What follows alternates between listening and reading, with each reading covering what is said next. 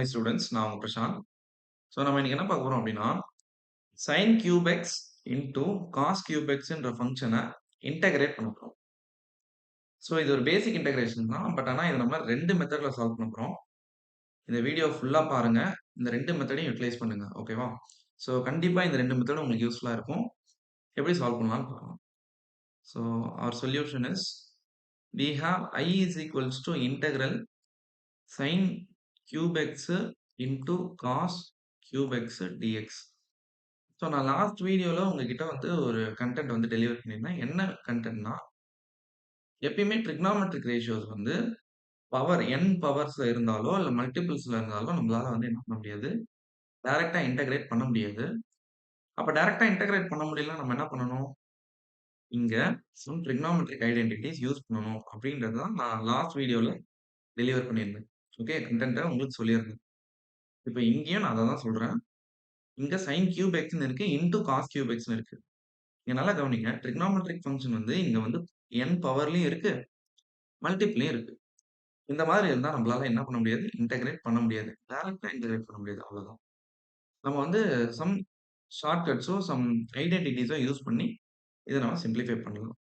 இப்ப நல்லா கவனிங்க. ஃபர்ஸ்ட் நான் இங்க என்ன ஐடென்டிட்டி யூஸ் பண்றேன்ட்டு, இங்க I is equals to integral இந்த sin cube x into cos cube x நான் sin x into cos x the whole cube அப்படின்னு எழுதுறேன்.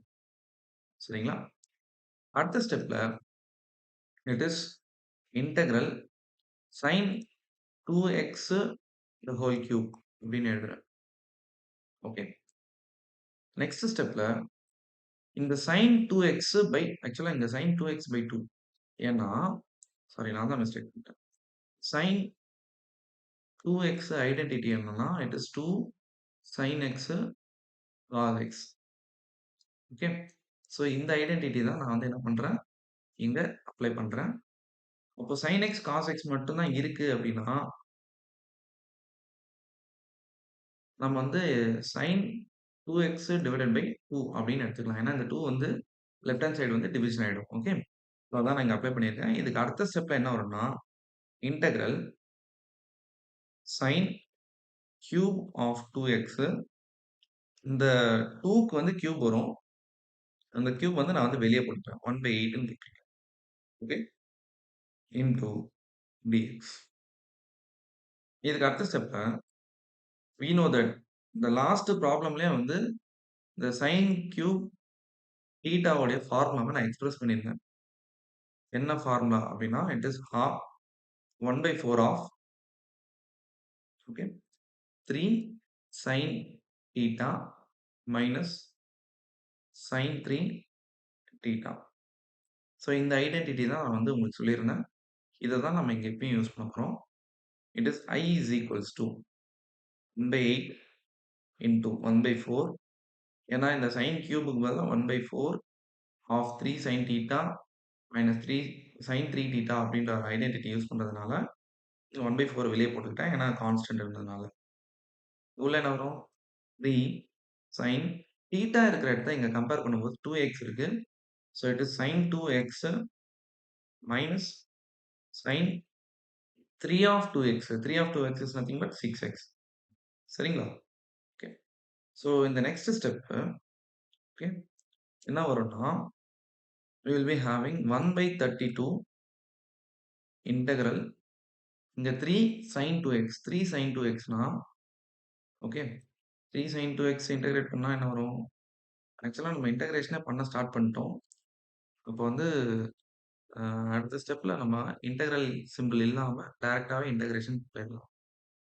1/32 of it is minus 3 cos 2x divided by 2 because integral of sin ax என்னன்னா it is minus cos ax divided by a. Okay. Here it is negative sin 6x.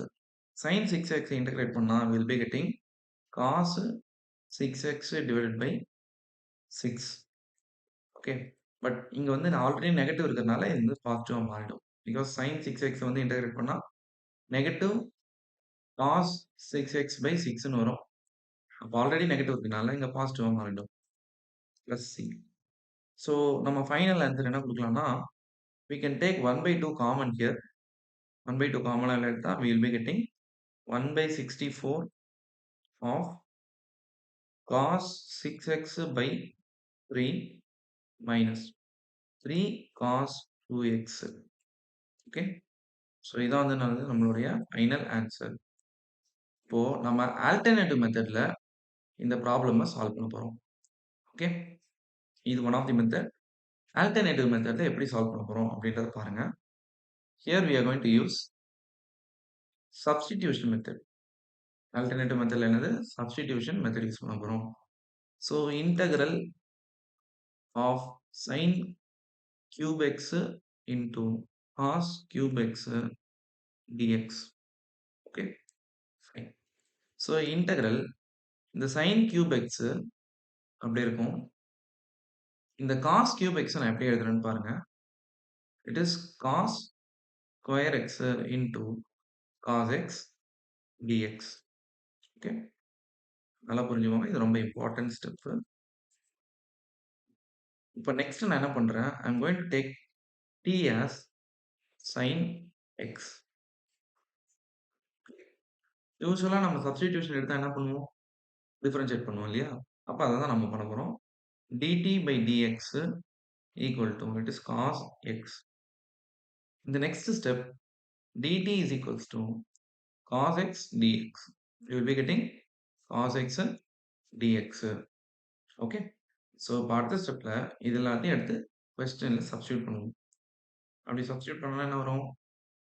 I is equals to it is p cube into இந்த cos square x எப்படி எழுதலாம்? 1 minus sin square x.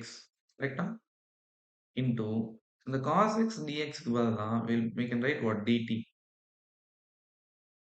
So integral t cube of 1 minus t square into dt. சரிங்களா? Okay. So இந்த next step t cube உள்ள multiply பண்ணலாம். So integral t cube minus t power 5 dt. So இதை யூசுவலா integrate பண்ணலாம். யூசுவலா integrate பண்ணா என்ன வரும்? We'll be getting I is equals to t power 4 by 4 minus t power 6 by 6 plus c. Anyway இங்க வந்து t வந்து நமக்கு sin x. ஏன்னா கொஸ்டின் வந்து ஃபுல்லா x ஃபங்ஷன்ல இருக்கு. அதனால t க்கு பதிலா நான் என்ன பண்றேன்? sin x சப்ஸ்டிடியூட் பண்றேன்.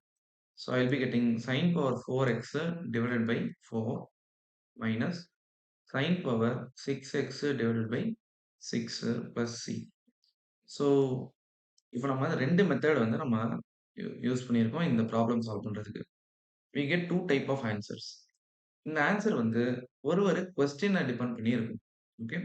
ஒரு கொஸ்டின்னா என்னன்னா, சே ஃபார் எக்ஸாம்பிள் இது அப்ஜெக்டிவ் கொஸ்டின்ஸ்ல கேட்டிருந்தாங்கன்னா, அவங்க எக்ஸ்பெக்ட் பண்ற ஆன்சர் வேற மாரி இருக்கும்.